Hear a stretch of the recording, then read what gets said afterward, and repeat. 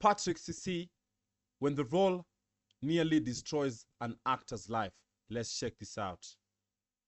There are some key differences between an actor and a method actor. An actor will do what they need to do to get the job done, and a method actor psychological torture to make you fully believe their role is their true identity. Is that Patrick Bateman? That's the name, right? That's the name, okay? Is it? To prepare for a role, a good actor will stick to the basics, hire a speech coach to develop an accent or stutter, pick up an intense workout regimen, or wear prosthetics like large noses or fat suits. They do what they need. What was the name of this character? He's the character from workout regimen or wear. He's the character from what's the name of this movie, gang? Gotham?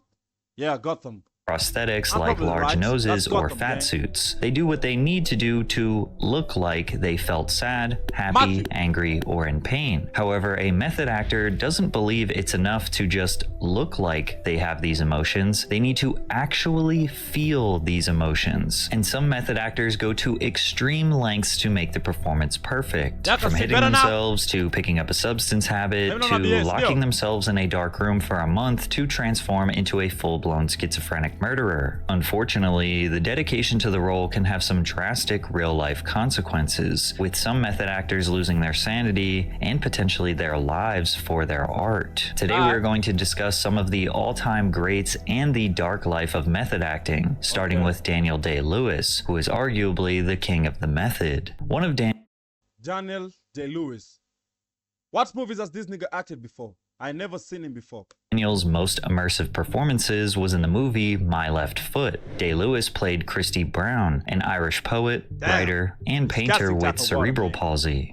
Yeah, I know what age that's 10-year-old, same age. Yo, is this an actual disease? Is this an actual condition? Or this nigga's tripping? Just for a movie. He tells me. Don't give him any more. Where's Steve Crump tell me? Touch it, and I'll kick you. The only part of your... To prepare for this role, Day-Lewis spent most of his free time with kids suffering from cerebral palsy. He wanted to try his best to understand how they struggled and how they felt judged. By the time he arrived on set, Daniel Day-Lewis was completely immersed in his disabled character, and he wouldn't break character for anyone. Daniel's co-star, Kristen Sheridan, found it almost unbearable. He'd call you by your film name and you'd call him Christy. It was madness. You'd be feeding him and wheeling him around. During the entire film, I only saw him walking once. Lewis's... Tell me, this guy was so into character, he forgot how to break the character, right?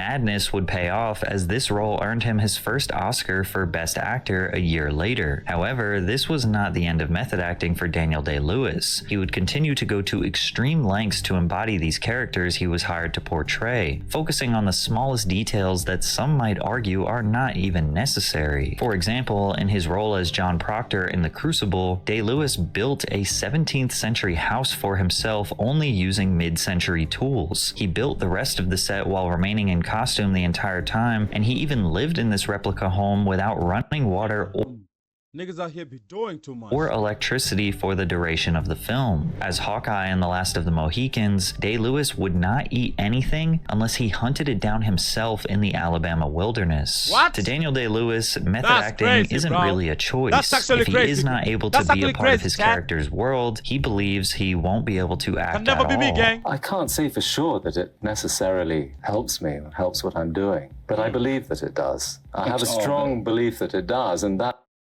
That's what I'm saying. As long as you believe it.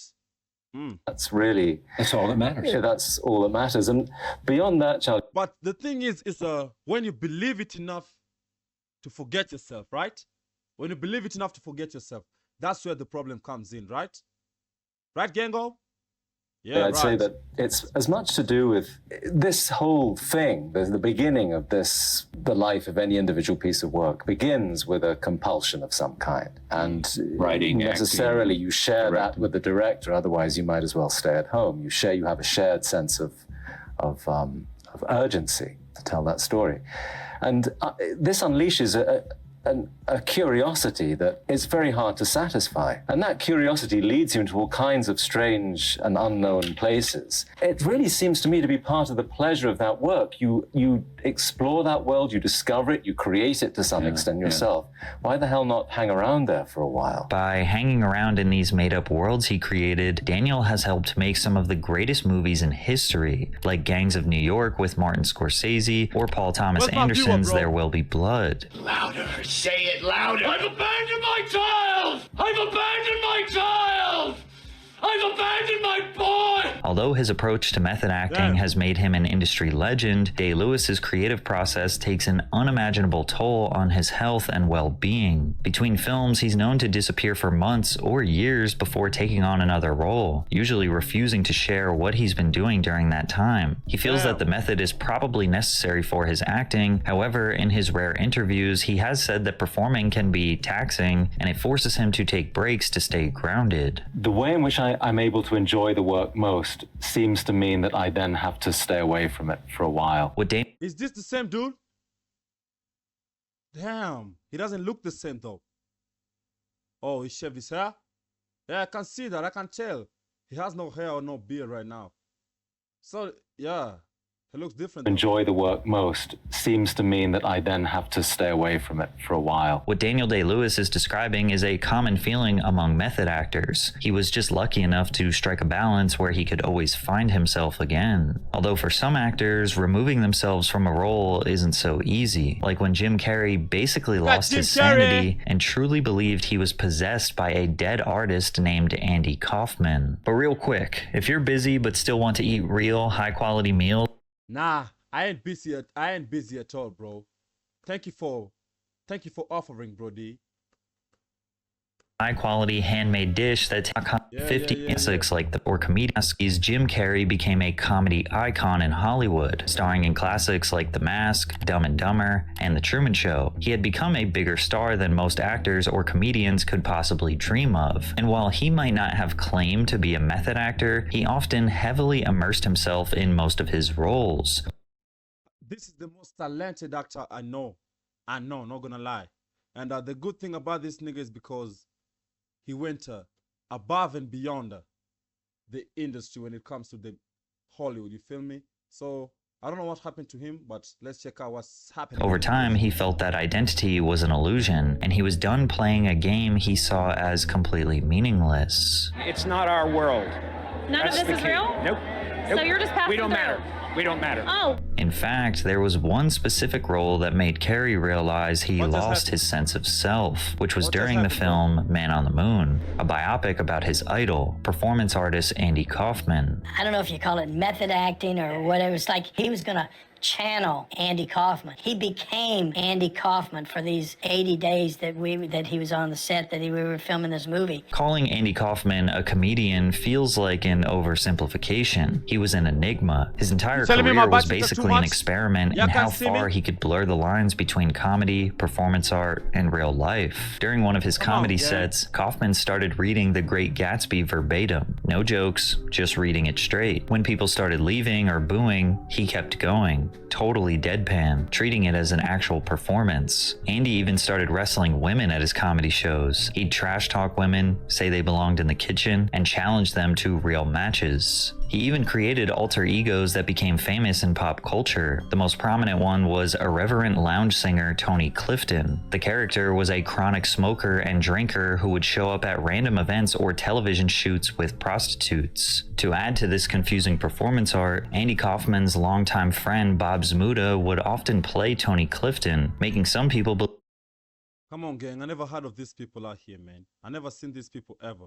What is this dude talking about anyways? Believe Clifton was a real person, since Andy and Clifton would be in the same room at once. Kaufman also loved professional wrestling, mostly because of the art of kayfabe, which is the established practice where wrestlers and their storylines are presented as real even though they are staged performances. Kaufman's rivalry with Jerry Lawler was one that brought professional wrestling into the mainstream. Their commitment to kayfabe was so legendary that it made audiences believe they genuinely hated each other. After one fight with Lawler in the ring, Andy Kaufman spent 3 nights in the hospital, but he wasn't actually hurt badly. He could have left in a few hours. He committed to his fake injury to make their next stunt more shocking. Kaufman showed up to an interview with David Letterman wearing a neck brace. Then the two traded insults before Lawler slapped Kaufman and they broke out into a fight in front of a live studio audience. Now remember, Lawler and Kaufman were acting. They were actually friends in real life. Kaufman's performances confused people so much that when he died from lung cancer in 1984, a lot of fans believed his own funeral. Why is everybody spamming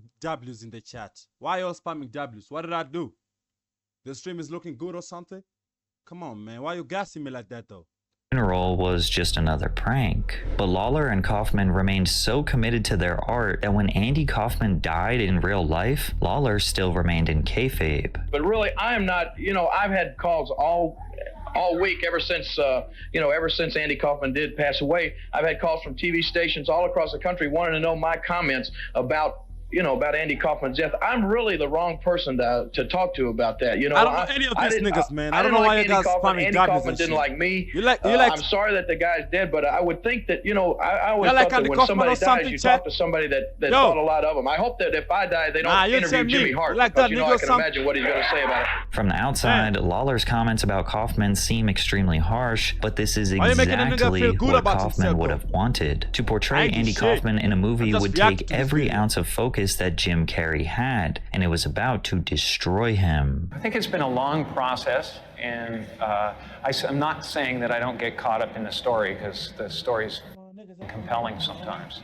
But it was definitely an important moment in the process where I found myself subjugating Jim Carrey for Andy Kaufman and Tony Clifton, and then at the end of it looking for Jim Carrey again and having trouble finding him. And at a certain point, I realized, hey, wait a second, if it's so easy to lose Jim Carrey, who the hell is Jim Carrey? Carrey lost his identity before the cameras even started rolling. He recalls lounging on a Malibu beach when he heard he got the part. After the news set in, Carrey looked at the ocean and thought, where would Andy be? What would he be doing right now? He actually assumed Andy would be trying to communicate telepathically, so he tried to. Immediately, he says 30 or so dolphins surfaced, and then Andy showed up, tapped him on the shoulder, and said, sit down, I'll be doing my movie. What happened afterwards, Carrey adds, was out of my control. To Jim Carrey, Andy Kaufman wasn't just another role. He was everything Carrey admired as a human being and an artist. By the time production started for Man on the Moon in the late 90s, Carrey fully believed that Andy Kaufman had a paranormal control over his mind and body. I didn't black out, but the balance was way in Andy's corner. I broke a couple of times on weekends and stuff, but pretty much from when I woke up to when I went to bed, the choices were all his. Some of Carrey's methods were simple. He only responded when people called him Andy, and he behaved like him at all times. President, Johnson County.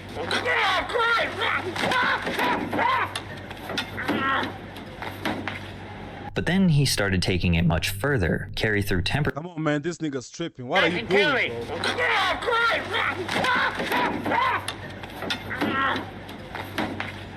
But then he started taking it much further. Carrey threw temper tantrums like Andy, showed up late and drunk to set like Andy, refused to say his lines like Andy, and he even disrespected and talked back to producers like Andy sometimes did. The entire cast were forced to hang out with Carrey's version of Andy Kaufman and his alter egos for the next 4 months, which led to some of the cast feeling like Carrey was a total nightmare to deal with. Man on the Moon. Oh, it was challenging. It was not easy. He was great, but it was tricky, because it was sometimes hard to just kind of fit yourself around what he was doing. What was going on off camera was more insane than the actual movie. So it's Jim Carrey playing Andy Kaufman, who's playing Tony Clifton? Tony Clifton, yeah. So it was whenever he was Tony Clifton, it was particularly mayhem. Yeah, browbeating everybody, and he was walking around with stinky cheese in his pockets, and he was smearing stinky cheese on people. When he'd hug you, he'd be like, give me a hug, give me a hug.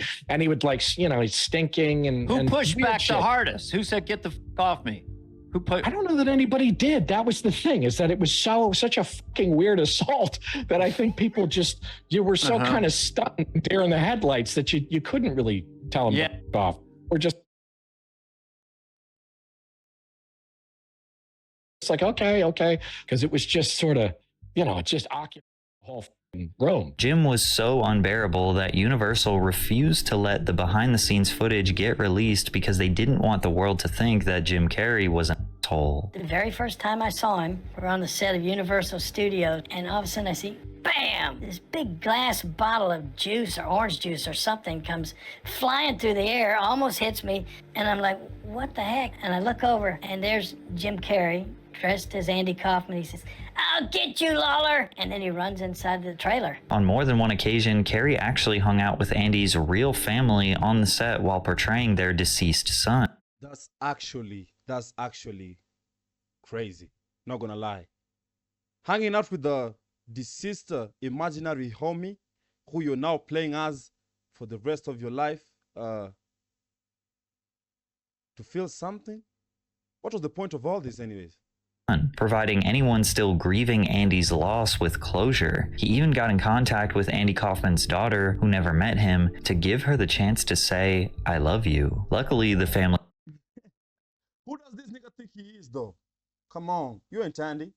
was supportive of this, with Kaufman's sister saying he wasn't being shticky when he was being Andy with us. He was almost trying to give us a gift. At the time, Jim's performance was controversial. Critics, cast, and crew were unsure if Jim was just doing what was necessary to accurately, artistically represent Andy Kaufman, or if he was just kind of being a dick. Unfortunately, Jim Carrey is far from the only actor to push things a bit too far. Some actors embracing the method lose control almost entirely, creating performances that cause serious harm. Like when Val Kilmer decided to transform into the Lizard King of rock and roll and was accused of giving a young actress lifelong trauma. Val Kilmer was one of the most famous action movie stars in the business, starring in massive hits like Top For all the actors mentioned here, the only one I know is Jim Carrey. Gun and Tombstone, but nothing could have Y'all niggas prepared know this guy? Ever heard of this guy? Kilmer for his role as Jim Morrison. Morrison was the frontman of The Doors, a 1960s band fueled by sex, drugs, and rock and roll. But like a lot of artists at the time, the drugs got the best of him, and he always had a difficulty holding it together. I'd like to do a song that, or a piece of music that's just a pure expression of joy, the coming of spring, or the sun rising, something like that. Just pure, unbounded joy. As a rock musician, Jim Morrison is seen as one of the greats, making legendary Yo, what type of drugs were this nigga using back then? Come on, bro. songs like Light My Fire, Riders on the Storm, and Break On Through to the Other Side. However, his behavior on and off the stage was unhinged and reckless. During a performance in Miami, Morrison was charged with indecent exposure, shouting profanity and exposing himself to the audience. When confronted about this, or anything else, Morrison just didn't care. He never took advice from anyone. He refused to change, even for his friends and family. His drug use became more excessive, and he was known to have Yeah. He was on drugs, bro. violent episodes where he'd turn on band members or girlfriends. There was one incident where a fight escalated so much that Morrison allegedly held a knife to one of his groupies. But Morrison achieved a level of status that made him immune to criticism. He was so famous that people still defended his behavior as typical rock star antics. You know, he told me, like, wrestling. Damn. Nobody deserves to go the way be the a knife to him. You know, he told me, like, you know, you'd be at a party, like, and it'd be the most beautiful chicks and the best drugs, and everyone's like feeling it. And then Jim Morrison would show up, shove someone down the stairs, and then go lay in the street until the cops come. He goes, "That's bullshit." You know, he like fuck up the whole scene. And I was like, it's kind of cool. I mean, it's kind of punk. Morally aligned or not, nobody deserves to go the way Jim did, as Morrison's drug habits sadly got the best of him, and he died at the age of 27 of Damn. That's too young to die, though. cardiac arrest. To become Jim Morrison, Kilmer locked himself away and memorized 50 songs from The Doors to perfect his voice, which is a major feat considering most actors just lip sync in fear of doing something wrong. Kilmer then dressed like Jim, walked like him, and moved like him for months until he matched his mannerisms perfectly. But to capture Jim Morrison's unpredictable behavior, Val Kilmer felt that he had to embrace everything that Morrison was, and this took a really dark turn, especially when it came to how Kilmer captured Morrison's controversial relationships with women. Val, how did you survive the making of this movie? Because really it was as much as survival as just being an actor. with all the things you had to go through. Yeah. Movies usually are about endurance. Prayer, drinking that carrot juice. I didn't get seduced into his style of living, but I had to and needed to for the role to be as disciplined as he was in his escapades. He was a very disciplined drinker, as much as he was disciplined artist. I mean, he was looking for inspiration every second of the day. Meg Ryan said it kind of got. I'm gonna say king of rap, nigga. Nigga, shut the fuck up, bro. After a few months, what you mean king of rap? And just the... Well, I too, I'm provoking. She's getting hammered, so that hurts. You know, as much as it hurt to do it, it hurts to be under. You know, someone calls you 20 years, you start flinching. In the wake of the Me Too movement, former actress Caitlin O'Heaney made some serious allegations about her experience auditioning for the role, saying Val Kilmer physically assaulted her while everyone around stood and watched it like it was normal. During the audition, Kilmer unexpectedly struck me in the face and knocked me to the ground. When I got to the room, Val Kilmer picked me up and shaked me, throwing me down to the floor. Stone just stood there the whole time, laughing. Some of the crew have rejected O'Heaney's claim. L that nigga, man. Everybody spam L. What's the name of that nigga? Everybody spam L in the chat, man. Stone just stood there the whole time, laughing. Some of the crew have rejected O'Heaney's claims, like casting director Bramon Garcia, who said O'Heaney and all other actresses were warned that they would be reading a volatile scene that could result in physical contact. I remember there was a moment Val pinned her to the wall, all part of the scene, she explained, adding that she immediately stopped the scene before it got carried away. But others still see it as suspicious, considering O'Heaney went to the police right after the incident, making a formal report, and the fact that Stone and Kilmer reached a settlement outside of court makes things a little more suspicious. Because of his dedication to the immersive performance, rumors have circulated that Kilmer needed therapy after the role, and if this happens to be true, he's not alone. Replacing one identity for another, especially for long periods of time, often has a price. There's actually a science behind why people have trouble finding their sense of self after becoming another person. In a study called Becoming a Character, Dissociation in conservatory acting students, psychologists attempted to discover the impacts of method acting and what it does to the human brain. How you feel about this video so far, chat? You liking it? Or you should skip ahead though? Using the Dissociative Experiences Scale, DES2, measuring the disconnect between the mind and reality. Giving the test to actors before and after 6 months of training, doctors found that, although no significant changes occurred over time, acting students scored significantly higher than the general population on the DES2, showing traits that psychologists find when looking for psychopathy. And while this doesn't mean actors are psychopaths, it does mean they are entering a sort of flow state that can lead to psychopathic tendencies. In theory, given enough time, this proves people can lose their identities to the point where they believe they are someone else. What's interesting is that this same phenomenon was found in law enforcement officers who have to go undercover. In a study conducted at Cedarville University, an investigation into undercover policing revealed that most cops are ordered to stay in character for long periods of time. In criminal organizations, they witness horrible crimes, heists, and even murder. Yet this isn't what cops have trouble forgetting when they finally go back to normal life. In fact, investigators found that the two main stressors cops experience after undercover work don't even have to do with violence, but loss of identity and reintegration into society. As a result, the study showed that almost half of cops going undercover can't fully rejoin society after being someone else, and those who have a chance to rebuild often refuse help from health professionals to protect their careers. You can imagine the difficult choice these method actors have to face: stay in character and lose your sanity, or go to therapy and admit that you lost your identity acting. It takes a deep psychological toll on those who do it, which is especially dark when you consider they are mostly doing it for the good of others. James Gandolfini is another legendary method actor who went to Is that the nigga from Soprano? Am I guessing correct? Of course I am. unimaginable lengths, like intentionally causing himself physical pain, just to convince you he was a ruthless mob boss. James Gandolfini changed how people looked at organized crime when he was selected to star in The Sopranos, a series that made HBO a household name. It was a story about an Italian crime family in New Jersey, created by writer and director David Chase. In order to grab the audience's attention, Chase felt that The Sopranos star had to be a badass. To do this, he came up with a leading character named Tony Soprano, a soon-to-be mob boss who embodied the spirit of an old-school American man, trying to fit into US society after the country was in decline. When James Gandolfini auditioned for the role, it was love at first sight. He left in the middle of the first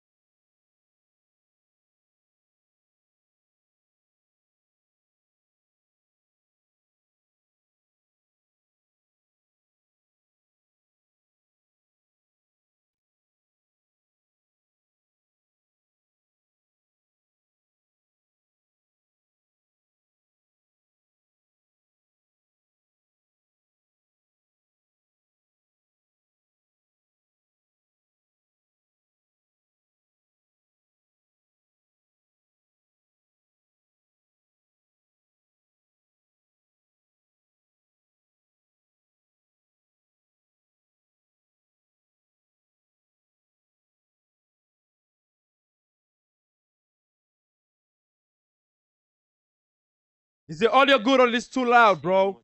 Tell me.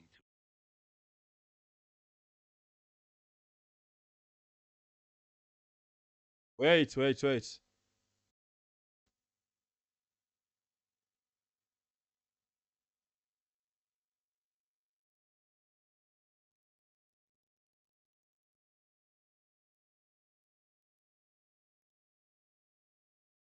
What's happening with my audio, bro?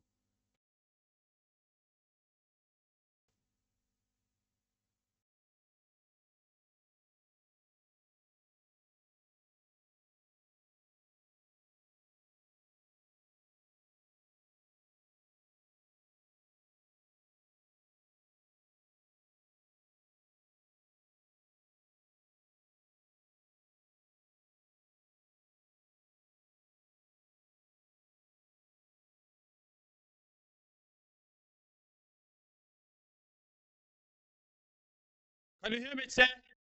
Damn.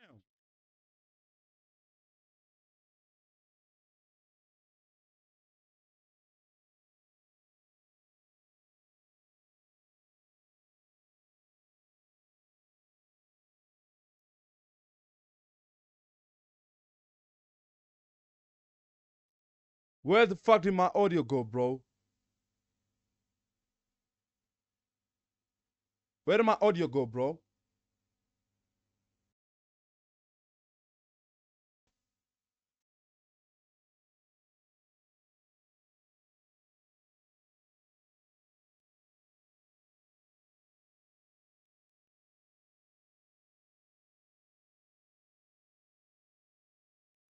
Damn. Did I lose my audio in this video?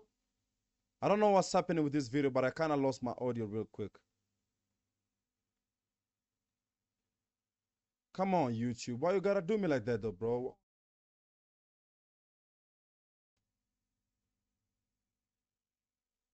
Damn. What did I do?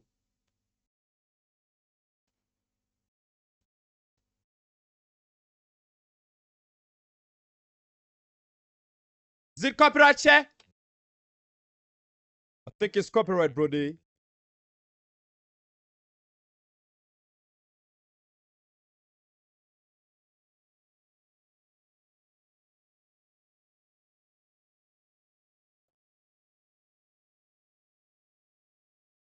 Damn.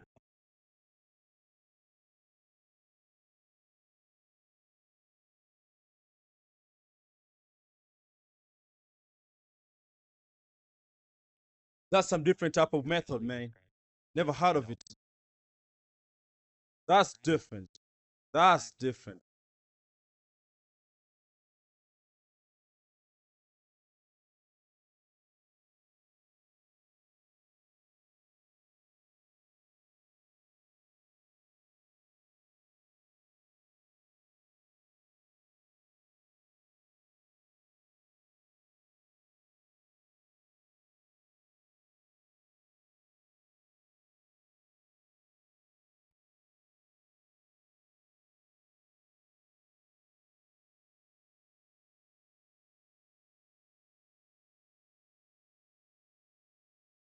Okay, sugar. That's that cocaine, right?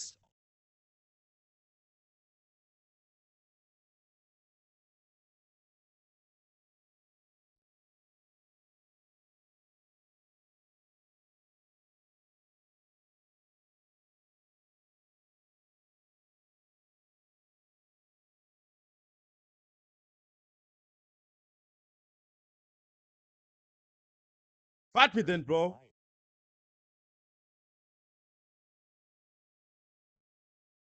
Tough.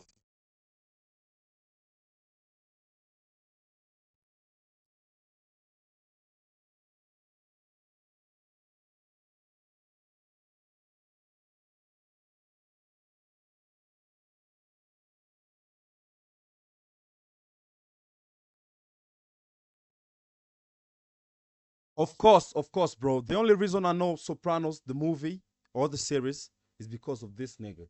I've seen this face once, and I still can remember it till this day, bro.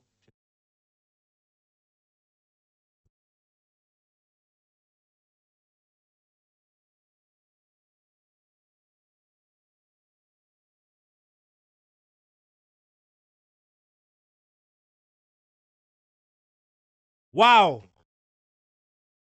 Of course it is. What? This character died? I didn't know that guy. I didn't know that, bro. Mi sikuwa najua, bro. Kai. Umse kumbe alikufa. Haya. I didn't know that, bro. Damn.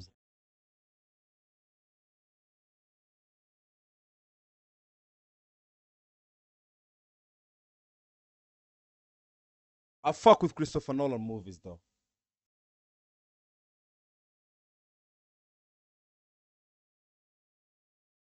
Mm.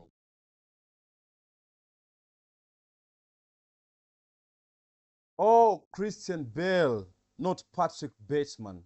Arrow. Okay, okay. Why you laughing, Gango? It ain't shit funny here, bro.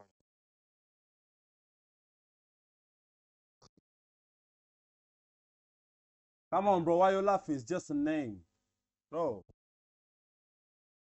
Why you making it so weird?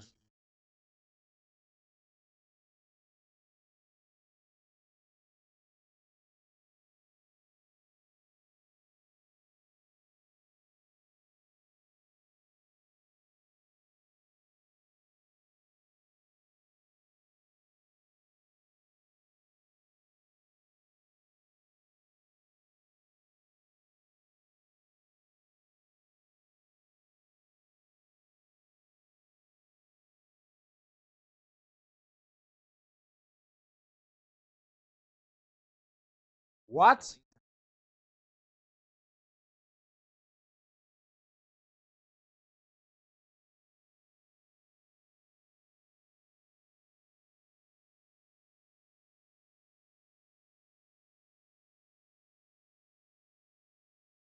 Thank you.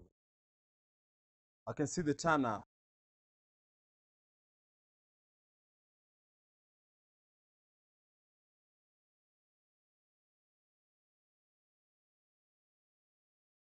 AIDS? What you mean AIDS, bro? Pencil cases? Damn, this nigga's a wild dude. Beloved pets involved accident. He's a weird fella. Not gonna lie. He's a weird fella.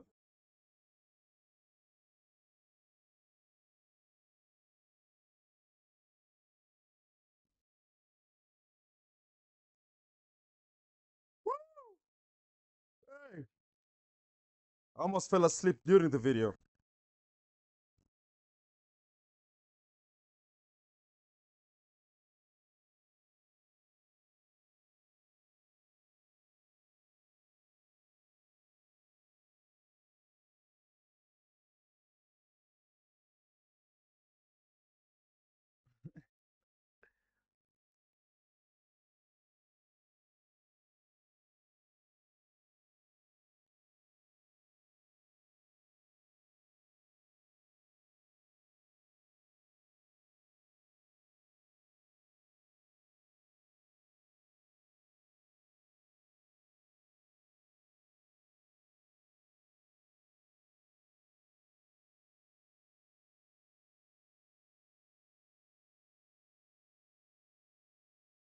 Basically, it was going crazy.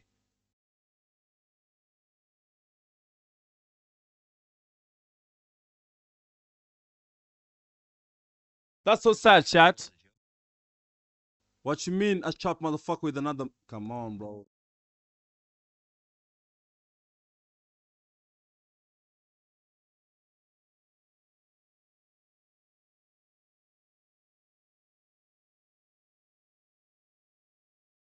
Nice.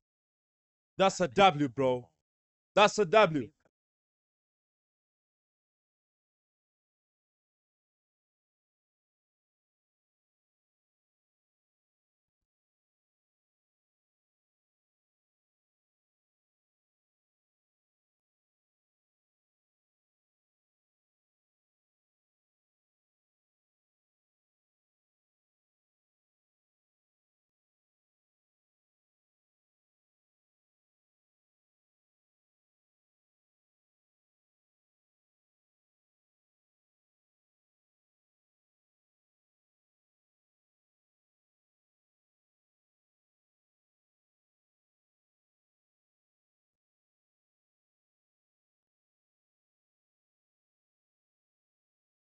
These actors are dying so young, though. So sad.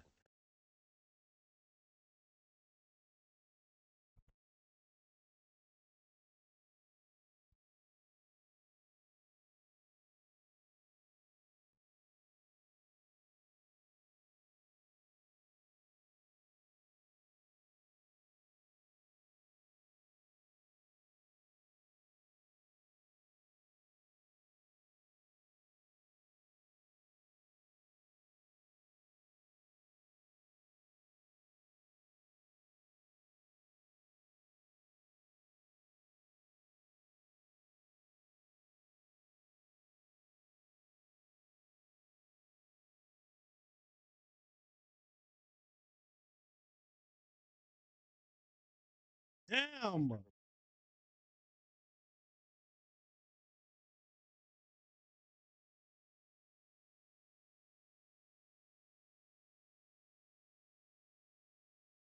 Everybody spam rip in the chat, man. Damn. I didn't know this nigga died. Spam RIP in the chat, bro.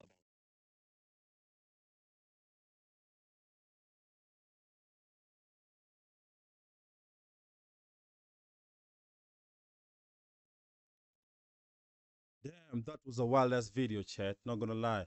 That was a wild ass video. Because damn. I got a little sad because of that, bro. Damn.